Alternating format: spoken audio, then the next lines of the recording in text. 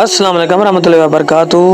आपने अभी तक मेरे चैनल सब्सक्राइब नहीं किया तो सब्सक्राइब कर दें, घंटी वाले निशान को दबाएं और ऑल पर सिलेक्ट कर दें मेरी वीडियो सबसे पहले देखने के लिए।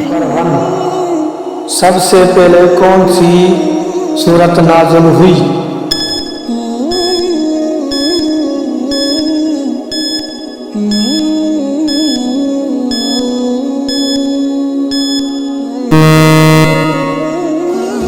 सूरे अलक। सवाल नंबर 2, कुरान पाक में कुल कितने नबियों का नाम आया?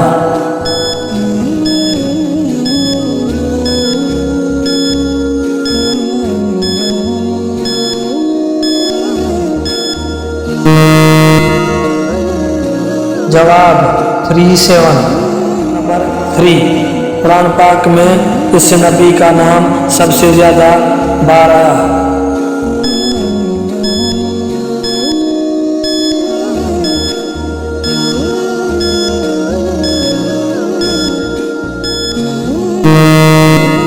जवाब हजरत मूसा। सवाल नंबर 4, कुरान पाक में लफ्ज़ अल्लाह कितने बार आया?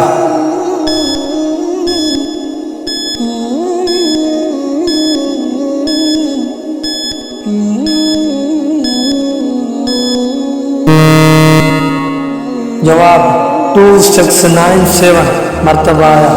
सवाल नंबर 5, कुरान पाक का मौजू क्या है?